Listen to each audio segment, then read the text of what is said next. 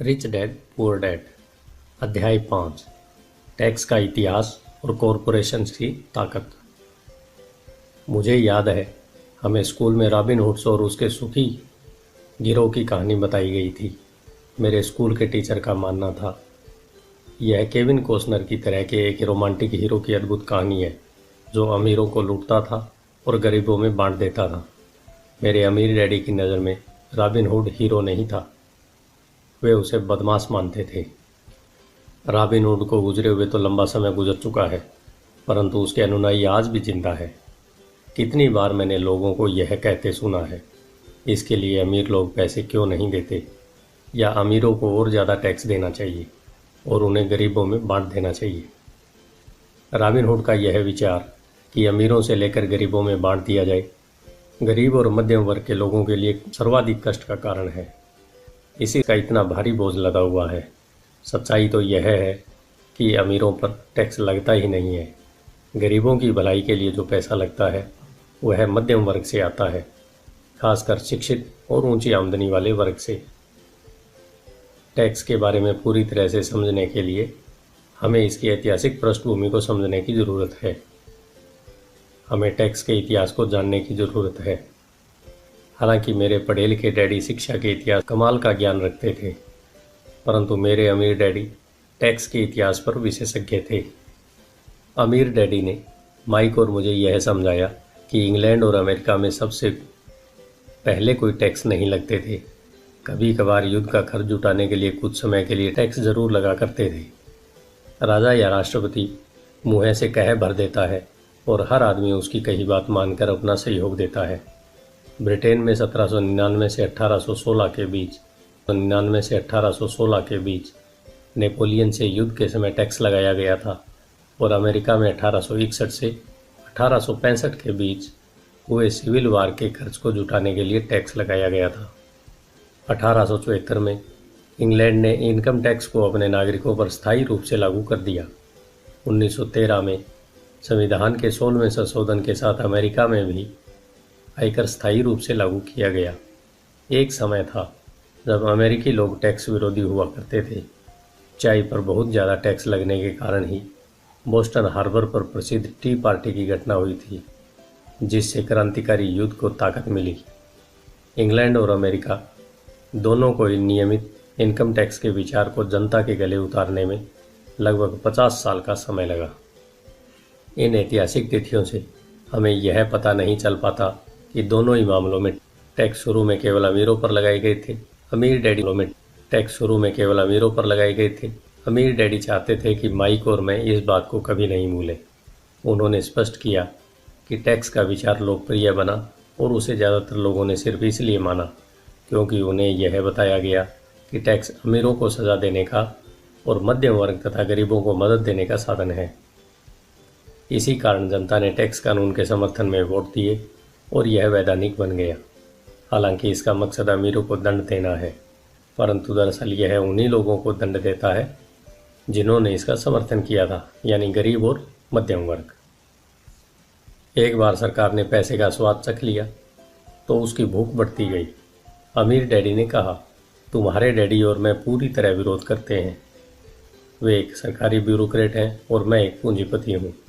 हमें विपरीत व्यवहार के कारण पैसे मिलते हैं और हमारी सफलता अलग अलग मापदंडों पर तोली जाती है। उन्हें पैसे हैं, वे जितना ज़्यादा खर्च करते हैं और जितने ज़्यादा लोगों को काम पर रखते हैं, उनका संगठन उतना ही बड़ा होता जाता है। सरकार में जितना बड़ा उनका संगठन होता है, उतना ही ज़्यादा सम्मान उन्हें दिया जाता है।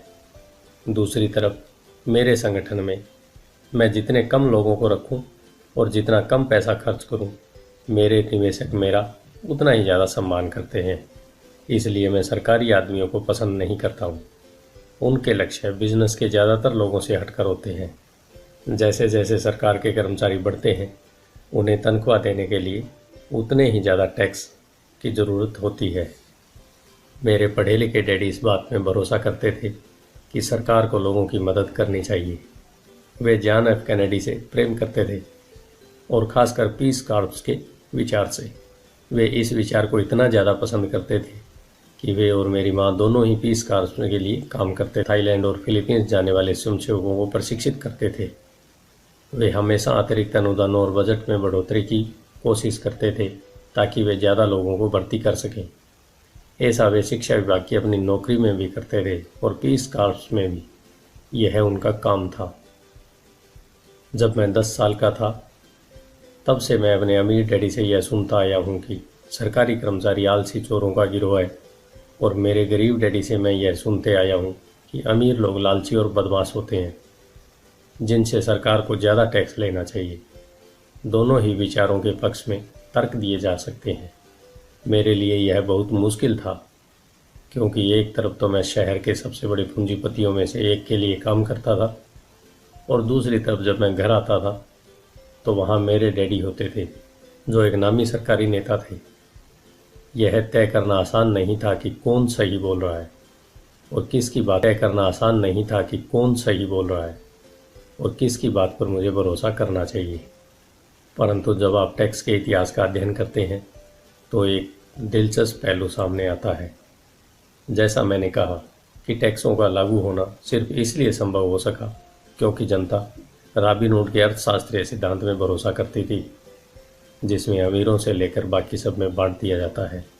समस्या यह थी कि सरकार की पैसे की भूख इतनी बढ़ गई कि जल्दी मध्यम वर्ग पर भी टैक्स लगाने की नौबत आ गई, और वहाँ से धीरे धीरे टैक्स का बोझ नीचे की तरफ आता गया। दूसरी तरफ अमीरों ने इसे एक मौके की तरह देखा। वे उन्हीं नियमों से नहीं खेलते हैं जिनसे जनता खेलती है।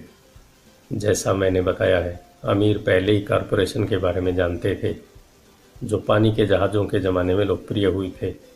अमीरों ने हर समुद्र यात्रा की संपत्ति के जोखिम को सीमित करने के लिए कॉरपोरेशन का उपयोग किया।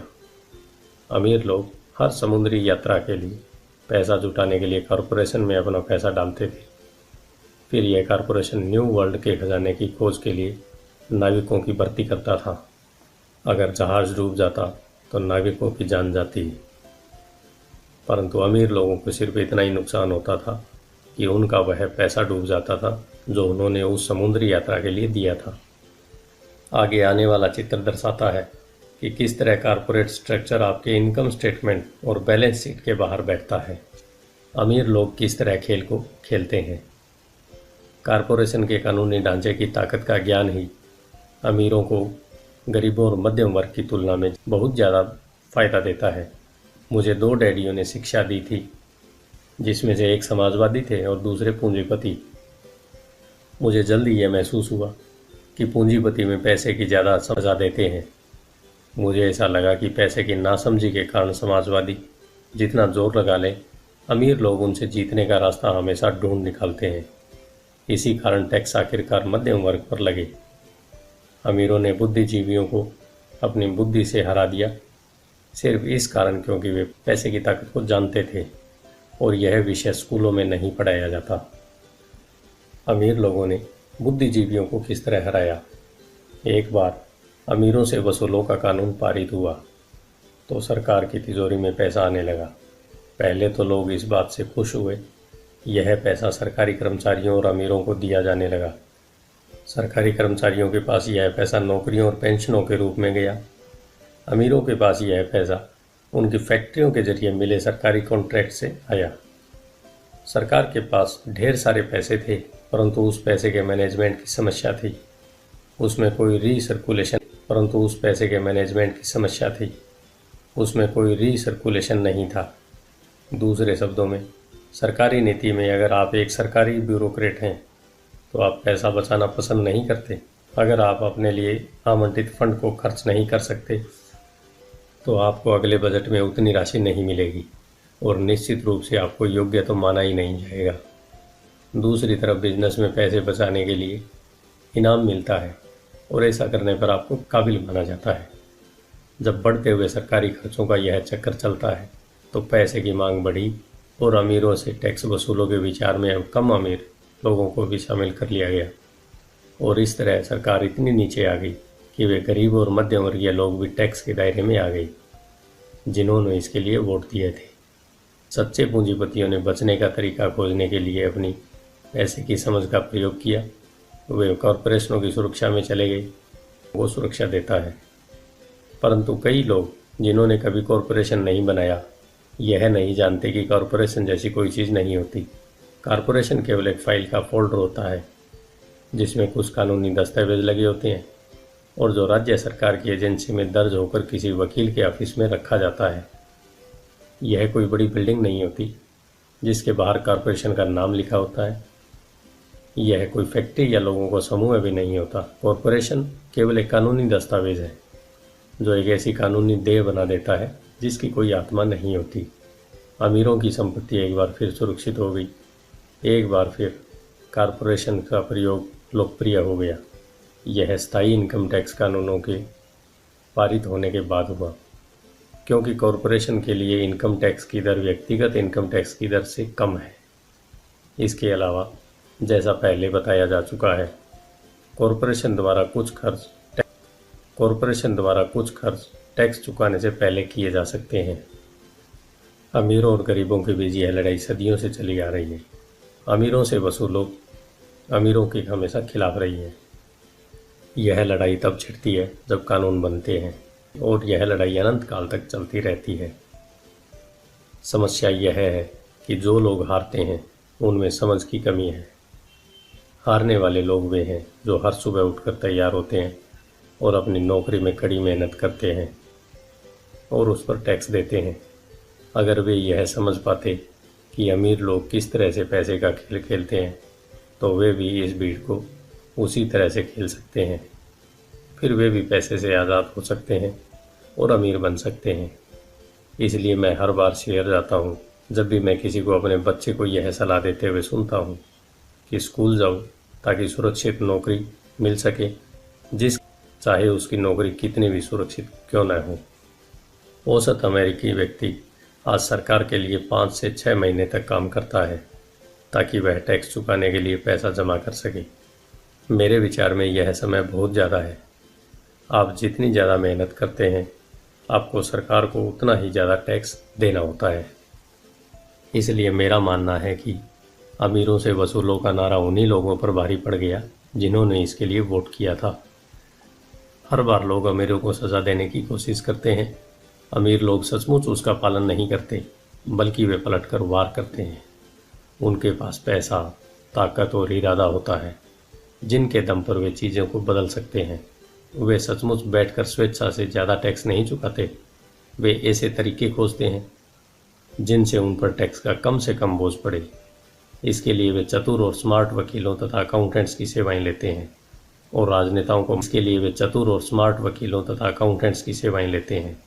और राजनेताओं को मनाते हैं कि वे कानून बदलें या कानूनी बचाव के रास्ते बनाएं, जिनके पास परिवर्तन करवाने के लिए जरूरी संसाधन होते हैं।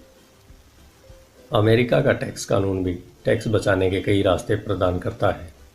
इसमें से ज़्यादातर रास्ते हर एक के लिए खुले हैं, परंतु इनका फ़ायदा सामान्य तौर पर अमीर लोग ही उठाते हैं क्योंकि वे इनकी खोज करते हैं, और ऐसा इसलिए होता है क्योंकि वे अपने काम से काम रखते हैं।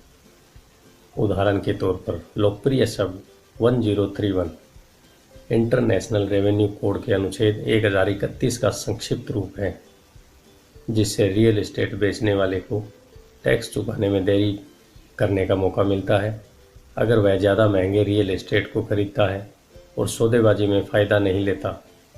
रियल एस्टेट एक ऐसा पूंजी निवेश है जो बहुत ज़्यादा कम कीमत की प्रॉपर्टी बेचकर ऊंची कीमत की बड़ी प्रॉपर्टी खरीदते रहते हैं, तो आपको तब तक टैक्स नहीं देना पड़ता जब तक कि आप उसे नकद ही दें रखना चाहें। जो लोग कानून द्वारा दी गई इन टैक्स की छूटों का लाभ नहीं उठाते, वे अपनी संपत्ति वाले कॉलम को बनाने का एक बहुत बड़ा मौका खो देते हैं। गरीबों और मध्यम वर्ग के पास इतने संसाधन नहीं होते। वे चुपचाप बैठे रहते हैं और सरकार की सुइयों को अपनी बाह पर लगने देते हैं और ब्लड डोनेशन की इजाज़त दे देते हैं। आज मैं ज़्यादा टैक्स चुकाने वाले या कम छूट लेने वाले लोगों की संख्या से लगातार स्तब्ध होता रहता हूँ, और वे ऐसा सिर्फ इसलिए करते हैं क्योंकि वे सरकार से डरते हैं, और मैं जानता हूँ कि सरकार टैक्स एजेंट कितना डरावना होता है। मेरे कुछ दोस्त हैं जिनके बिजनेस बंद हो गए और इसके लिए सरकार दोषी थी। मुझे यह सब पता है। परंतु जनवरी से लेकर मई के मुझे यह सब पता है। परंतु जनवरी से लेकर मई के पहले पखवाड़े तक सरकार के लिए काम करना एक बहुत बड़ी कीमत है, जो हम टैक्स के डर के कारण चुकाते हैं। मेरे गरीब डैडी ने कभी पलट कर वार नहीं किया। मेरे अमीर डैडी ने भी ऐसा नहीं किया। उन्होंने केवल खेल को चतुराई से खेला, और उन्होंने ऐसा कॉरपोरेशन के माध्यम से किया, जो अमीरों का सबसे बड़ा रहस्य है। अमीर डैडी से मेरा पहला सीखा गया सबक आपको याद होगा। मैं 9 साल का बच्चा था और मुझे उससे बात करने के लिए बहुत समय तक इंतज़ार करना पड़ता था। मैं अक्सर उनके ऑफिस में बैठकर उनका इंतज़ार करता था। वे जानबूझकर मुझे नज़रअंदाज करते रहते थे।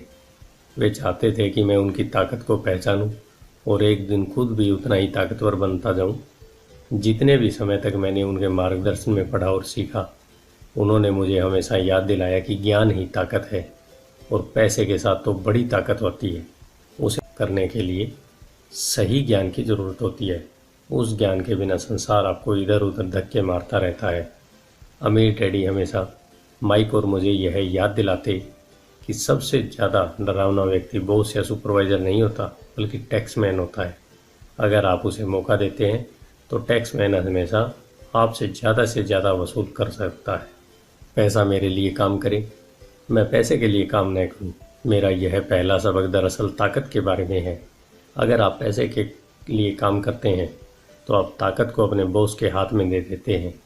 अगर आपका पैसा आपके लिए काम करता है तो आप ताकत को अपने पास रखते हैं और उसे काबू में रखते हैं। एक बार हमें हमारे लिए काम करने वाले पैसे की ताकत का ज्ञान हो जाए, फिर हमें पैसे के लिहाज से स्मार्ट हो जाना चाहिए और हमें डराने वाले लोगों से निपटने का रास्ता ढूंढना चाहिए। इसके लिए आपके पास कानून की समझ होनी चाहिए और इस बात की भी कि सिस्टम कैसे काम करता है। अगर आप अज्ञानी हैं तो आपको आसानी से डराया जा सकता है। अगर आप जानते हैं कि आप क्या बात कर रहे हैं तो आपके पास बचने का मौका है। हाँ, इसलिए अमीर डैडी स्मार्ट टैक्स अकाउंटेंट्स और वकीलों को इतना ज़्यादा वेतन देते थे। वकीलों को वेतन देना सरकार को टैक्स देने से सस्ता था। मेरे लिए उनका सर्वश्रेष्ठ सबक था, स्मार्ट बनो ताकि तुम्हें इधर उधर धक्के न दिए जा सकें, और मैंने ज़िंदगी भर इसे अपनाया है। वे कानून जानते थे क्योंकि वे कानून का आदर करते थे। वे कानून क्योंकि न जानना बहुत महंगा साबित हो सकता था। अगर आप जानते हैं कि आप सही हैं तो आप किसी से भी उलझने से नहीं डरेंगे, चाहे आपका मुकाबला रॉबिन हुड और उसके गिरोह से ही क्यों न हो जाए। मेरे पढ़े लिखे डैडी मुझे हमेशा प्रोत्साहित करते थे कि मैं किसी बड़े अच्छे कॉरपोरेशन में बढ़िया सी नौकरी ढूंढ लूँ। वे मुझे हमेशा उन अच्छाइयों के बारे में बताते थे जो कॉरपोरेट सीढ़ी पर चढ़ने से हासिल की जा सकती थी। वे यह नहीं समझ पाते थे कि कॉरपोरेट नियोक्ता से मिलने वाले वेतन के चेक पर पूरी तरह निर्भर रहने से मैं एक ऐसी दुधारू गाय बन जाता जिसे दुहा जा सकता था। जब मैंने अपने अमीर डैडी को अपने डैडी की सलाह बताई तो वे केवल हंसे। उन्होंने सिर्फ यही कहा, सीढ़ी के मालिक ही क्यों न बना जाए। बचपन में मुझे यह समझ में नहीं आया था कि अपने कॉरपोरेशन के मालिक होने से अमीर डैडी का क्या मतलब था। यह एक ऐसा विचार था जो असंभव और डरावना लग रहा था। हालांकि मैं इस विचार से रोमांचित था, परंतु मेरी कम उम्र में मैं इस संभावना पर विचार ही नहीं कर पा रहा था कि अवयस्क लोग किसी दिन मेरी कंपनी में काम करने लगेंगे। मुद्दे की बात यह है कि अगर अमीर डैडी नहीं होते तो मैं अपने पढ़े लिखे डैडी की सलाह का पालन कर रहा होता। अमीर डैडी ने बार बार याद दिलाने के कारण ही मेरे अपने कॉरपोरेशन का विचार जीवित रहा और यह मुझे एक राह पर चलाता रहा। जब मैं 15 या 16 साल का था तो मैं जानता था कि मैं उस राह पर नहीं चलने वाला जो मेरे पढ़े लिखे डैडी ने बताई है। मैं नहीं जानता था कि मैं ऐसा किस तरह करूंगा, परंतु मैंने दृढ़ निश्चय कर लिया था कि मैं भीड़ के साथ नहीं चलूंगा और उस दिशा में नहीं जाऊंगा जिस तरफ मेरे सहपाठी जा रहे हैं। इस फैसले ने मेरी ज़िंदगी बदल दी। जब तक मैं 25 साल का हुआ तब तक अमीर डैडी की सलाह मुझे पूरी तरह समझ में नहीं आई थी। मैंने हाल ही में मैरिन कॉर्प छोड़ी थी और जेरॉक्स के लिए काम कर रहा था। मुझे बहुत पैसा मिल रहा था, परंतु हर बार जब भी मैं अपनी तनख्वाह के चेक को देखता था तो मुझे हमेशा निराशा होती थी। नहीं होने लगा तो मेरे वरिष्ठ बॉस मेरे प्रमोशन और तनख्वाह बढ़ाने की बातें करने लगे। यह सुनने में तो अच्छा लगता था, परंतु मैं अपने कानों में अपने अमीर डैडी की आवाज़ भी सुन सकता था। तुम किसके लिए काम कर रहे हो? तुम किसे अमीर बना रहे हो? 1974 में जेरॉक्स के कर्मचारी के रूप में ही मैंने अपना पहला कॉरपोरेशन बनाया और अपने काम से काम रखना शुरू कर दिया। पहले से ही मेरे संपत्ति वाले कॉलम में कुछ संपत्तियां मौजूद थी, परंतु अब मैंने ठान लिया था कि उन्हें ज़्यादा बढ़ाया जाए।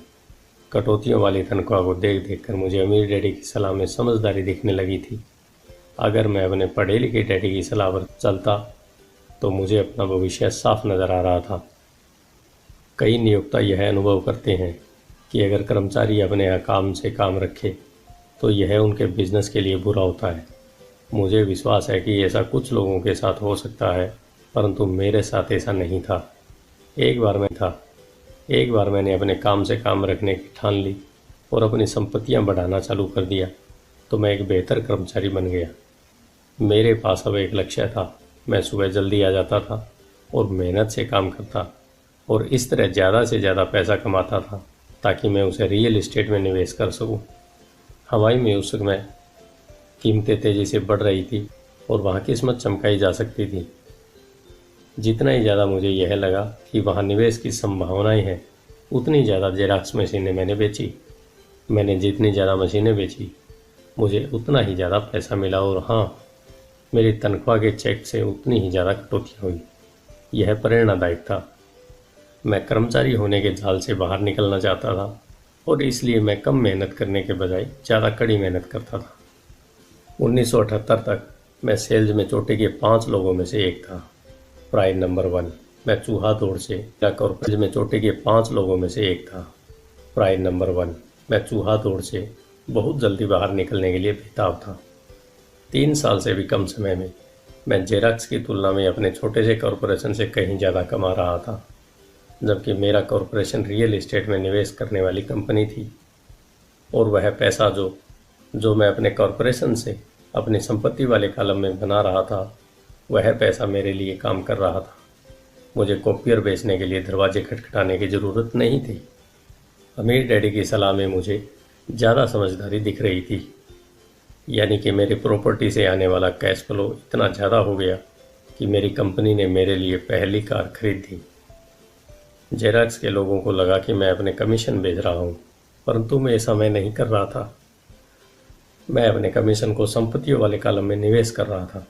मेरा पैसा और ज़्यादा पैसा कमाने के लिए कड़ी मेहनत कर रहा था। एक बढ़िया कर्मचारी था जिसकी कड़ी मेहनत के कारण और ज़्यादा कर्मचारी तैयार होते थे और वे सब मिलकर अपने बॉस को एक नई कार तोहफे के रूप में दे देते थे, और वह भी टैक्स चुकाने के पहले। मैंने जेरॉक्स के लिए ज़्यादा कड़ी मेहनत करना चालू कर दिया। मेरी योजना सही तरह से चल रही थी और मेरी कार इसका जीता जागता सबूत थी। अपने अमीर डैडी से सीखे गए सबक के कारण उस चूहा दौड़ मिथक से बाहर निकलने में सफल हो सका था और कम उम्र में ही एक नियोक्ता बन गया। यह पैसे की समझ से ही कुछ संभव हुआ था। इस वित्तीय ज्ञान के बिना, जिसे मैं फाइनेंशियल आईक्यू कहूँगा, आर्थिक स्वतंत्रता के मेरी राह में बहुत ज़्यादा मुश्किलें आई होती। अब मैं फाइनेंशियल सेमिनारों में दूसरों को इस आशा के साथ सिखाता हूँ ताकि मैं उनके साथ अपना ज्ञान बांट सकूँ। जब भी मैं लेक्चर देता हूँ तो मैं लोगों को यह याद दिलाता हूँ कि फाइनेंशियल आईक्यू विशेषज्ञता के 4 ज्ञान से बनता है। नंबर 1 है अकाउंटिंग, जिसे मैं फाइनेंशियल साक्षरता कहता हूँ। अगर आप साम्राज्य बनाना चाहते हैं तो यह बहुत महत्वपूर्ण दक्षता है।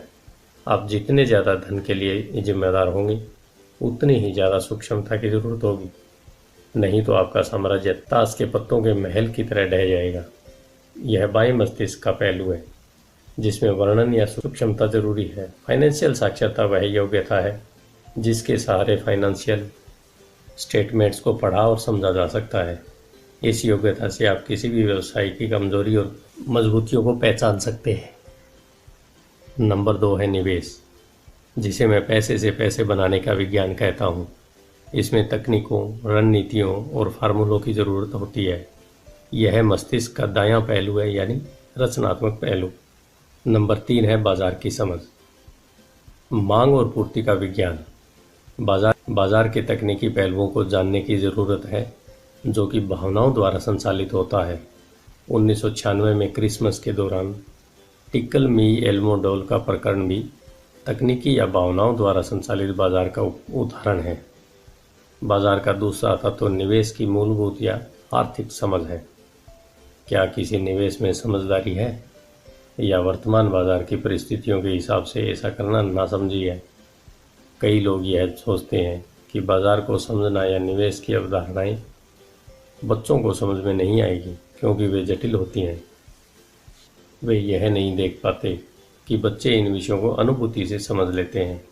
जो लोग एल्मो डोल से परिचित नहीं होंगे, उनके लिए यह एक सीसस स्ट्रीट कैरेक्टर थी, जिसे क्रिसमस से पहले बच्चों में खूब प्रचारित किया गया था। लगभग सभी बच्चे इसे खरीदना चाहते थे और अपनी क्रिसमस की सूची में उन्होंने इसे सबसे ऊपर रखा था। परंतु क्रिसमस के लिए इसका विज्ञापन करने के बाद जब यह बाजार से गायब हो गई, तो कई लोग यह सोचने लगे कि कहीं कंपनी ने जानबूझकर तो इसे बाजार से गायब नहीं कर दिया है। इसकी मांग बहुत ज़्यादा थी और पूर्ति बहुत कम, इसलिए बाजार में भगदड़ और हड़बड़ी का माहौल बन गया।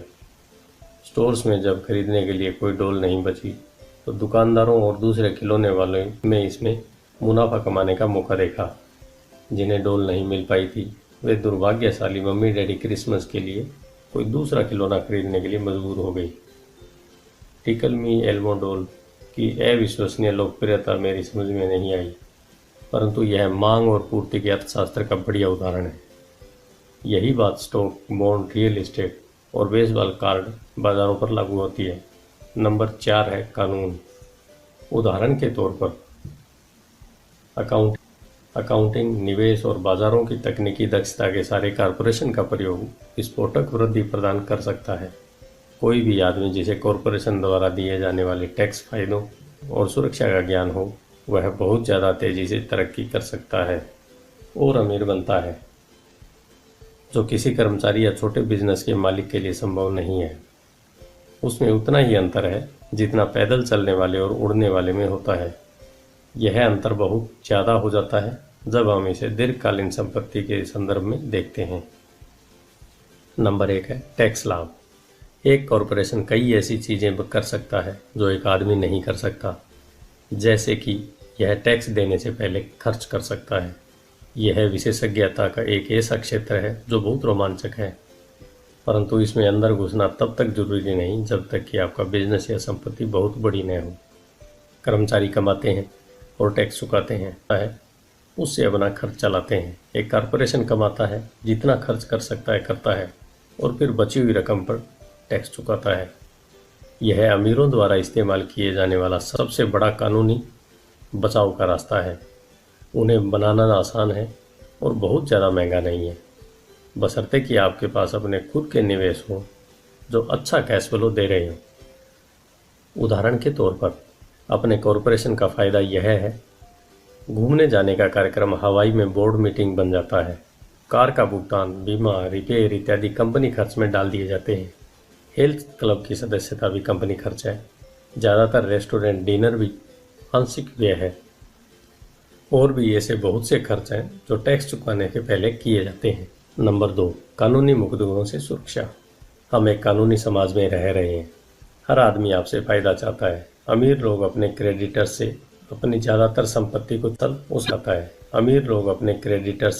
अपनी ज़्यादातर संपत्ति को छुपाने के लिए कॉरपोरेशंस और ट्रस्ट का सहारा लेते हैं। जब भी कोई किसी अमीर आदमी पर दावा ठोकता है, तो उसे यह पता चलता है कि कानूनी कवच से घिरा हुआ है और दरअसल उस अमीर आदमी के पास कोई संपत्ति है ही नहीं। वे हर चीज़ पर नियंत्रण रखते हैं, परंतु वे किसी चीज़ के मालिक नहीं होते। गरीब और मध्यम वर्गीय लोग हर चीज़ के मालिक बनने की कोशिश करते हैं, और इसलिए जब उन पर दावा ठोका जाता है तो वे सरकार या अपने साथी नागरिकों के हाथों अपनी संपत्ति खो बैठते हैं। उन्होंने रॉबिन हुड की कहानी से यह सीखा है कि अमीरों से वसूलो, गरीबों में बांट दो। इस पुस्तक का लक्ष्य यह नहीं है, परंतु मैं कहूँगा कि अगर आपके पास किसी तरह की वैध संपत्तियों हो, तो आप जितनी जल्दी हो सके कॉरपोरेशन द्वारा दिए जाने वाले फ़ायदों और सुरक्षा के बारे में ज़्यादा जान लें। इस विषय पर कई पुस्तकें लिखी गई हैं, जो इन फायदों के बारे में विस्तार से बताती हैं और कॉरपोरेशन बनाने के लिए ज़रूरी सीढ़ियों को भी समझाती है। एक पुस्तक खास तौर पर बहुत अच्छी है जिसका शीर्षक है इंक एंड ग्रो रिच। यह पुस्तक कॉरपोरेशन की ताकत का बखूबी वर्णन करती है। फाइनेंशियल आईक्यू दरअसल कई कुशलताओं और गुणों का मेल है। मैं तो यही कहूँगा कि यह ऊपर बताई गई 4 तकनीकी दक्षताओं का समावेश है जो मूलभूत फाइनेंशियल ज्ञान का आधार है। अगर आप बहुत ज़्यादा पैसा कमाना चाहते हैं तो इन दक्षताओं के समन्वय से आपका फाइनेंशियल ज्ञान बहुत ज़्यादा बढ़ जाएगा। आपकी महत्वपूर्ण फाइनेंशियल रणनीति के लिए हम आपकी संपत्तियों के चारों तरफ कॉरपोरेशन का कवच लपेटने की सलाह देते हैं। धन्यवाद। आइए चलते हैं अध्याय 6 की तरफ, जो है अमीर लोग पैसे का आविष्कार करते हैं। आपका दिन शुभ हो।